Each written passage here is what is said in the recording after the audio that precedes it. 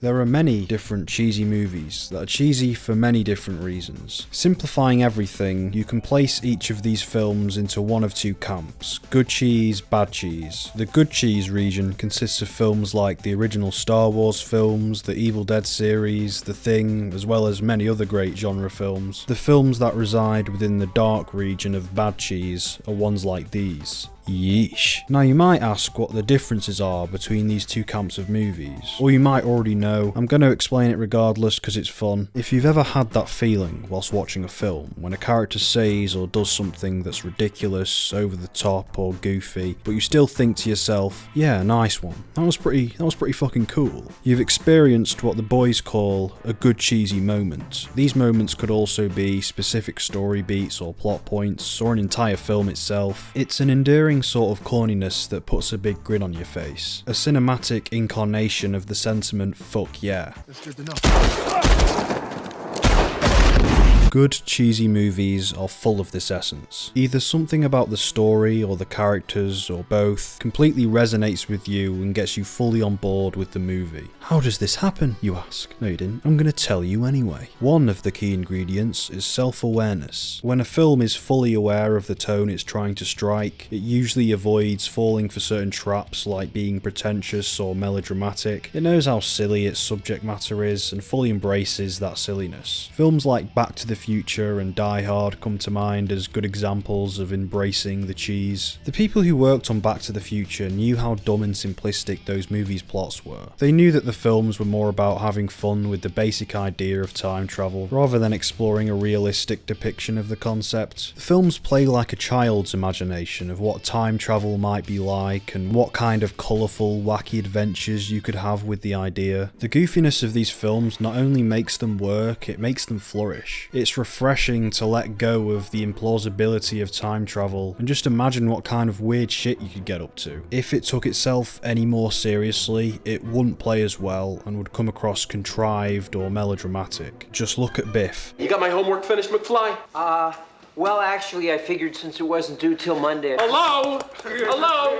Anybody home? This character could not work under any other tone. Now let's look at a more modern example. Gravity, directed by Sandra Bullock. You might be thinking, hey, Gravity's that really sophisticated space drama that got nominated for a couple of awards a few years back. Wrong. Gravity is a dumb movie. I do not like Gravity. Why? Because it doesn't know that it's dumb. It thinks it's a provocative space opera with intricate character writing and Oscar-worthy performances. This is a goofy, simplistic story about a woman flying around in space trying not to die. Similar to how Die Hard is a goofy, simplistic story about a man stuck in a building trying not to die. If Gravity had embraced its schlocky self, we might have had another Mad Max Fury Road on our hands. Mad Max in space. If it had just gone full throttle with the over-the-top action, given the whole thing a pulpy vibe, had Bullock give a Sarah Connor-esque performance, the film might have been great, at least gained a wholesome cult following. But alas, the film thinks Sandra Bullock's cliche Hollywood backstory is deeply profound and awe-inspiring, and hence we get an unintentionally cheesy film with no self-awareness. World War Z, which I haven't seen since it came out. I'm never going to watch this again. Why? Because it was a film that had this in it, yet decided to behave like it was this gritty, grounded, believable story. It took itself too seriously and thus amounted to nothing more than utterly forgettable trash. Remember, good cheese is intentional, bad cheese is unintentional. The Dark Knight. As much as I like this film, the weakest parts for me are all the goofy, corny bits that were definitely not intended to be so. The Matrix. An interesting concept explored with this tongue-in-cheek filter which prevents it from feeling self-absorbed or pseudo-intelligent. Corny acting and dialogue here and there, but it still retains its heart. Man of Steel. Full of itself, doesn't realise how surface level it is, thinks it's deep, full of pretentious metaphors, 9/11 imagery, miserable Superman, boring. Superman 2. Stupid. Admittedly very dated in its special effects and dialogue, but you can overlook this because it's fun and has likeable, charming characters. You're a real pain in the neck.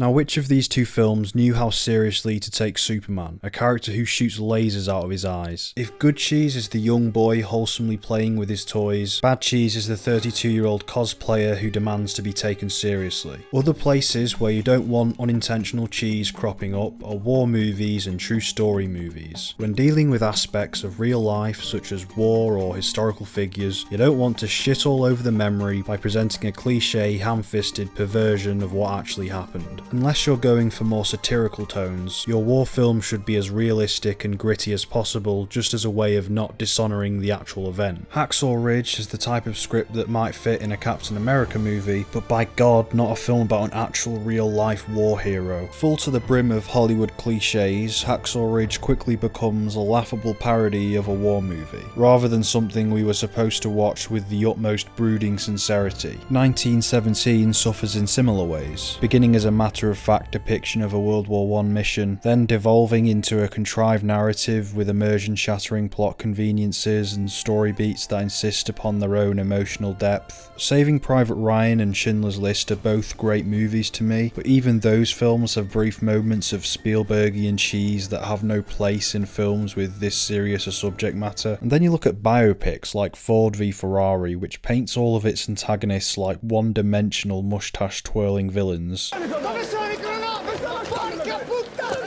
This isn't Karate Kid, these are real people. Bohemian Rhapsody, which does nothing but use shallow and manipulative storytelling tactics to force an emotional reaction out of the viewer. Rain equals sad. Fucking pathetic fallacy. Turning the profound and complicated life of Freddie Mercury into this family-friendly, pandering piece of shit. These movies think they can get away with it because it's a true story, so you have to care regardless. It's World War II. You know what that was? That was bad, wasn't it? A profoundly tragic event. Therefore, this movie we made about it is also profoundly tragic.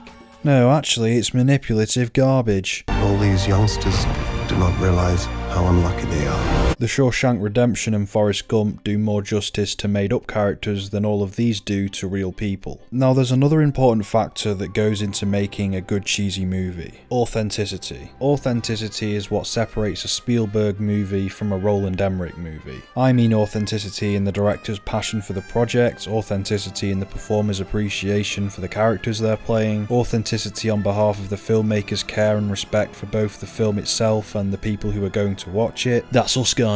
All these things give a movie its soul, its own identity and uniqueness, and in the case for goofy escapist films, its own playfulness and sense of imagination, wonder, immersion, fantasy. The original Star Wars film is very cheesy. I wouldn't necessarily say it was self-aware, just that it doesn't have its head up its own ass with regards to what it is. It's a simplistic, goofy space movie, and it knows this. Although it doesn't take itself awfully seriously, this doesn't stop it from having a genuine heart. I'm trying to sound as sincere as possible with my severely monotone voice. Heart is important, it has heart. When I watch the original Star Wars movies, I don't see these big blockbusters trying to be mass appealing. I see a collection of movies made by people who had a genuine desire to give the viewer a spectacular and immersive adventure. The characters aren't necessarily realistic or grounded, but they're full of heart and purity, and that's why we get so attached to them. That heart comes directly from the filmmaker's passion for storytelling, who take great care in ensuring that their story's characters are properly fleshed out. If the filmmakers genuinely care about Han, Luke and Leia, so will the audience. The same goes for Tobey Maguire's Peter Parker, Harrison Ford's Indiana Jones, Michael J. Fox's Marty McFly, Sam Neill's Grant, Roy Schneider's Brody, Sissy Spacek's Carrie. The list goes on and fucking on. Sincere passion and intent always shines through with any creative project. You can see right through a movie that's made with no soul or artistic integrity. If you ain't no punk, that is. So I guess the main things to take away from this if you're trying to make a wholesome, cheerful action-adventure film is know your tone and be pure with your intent. But above all else, don't make Wonder Woman 1984. That shit sucks.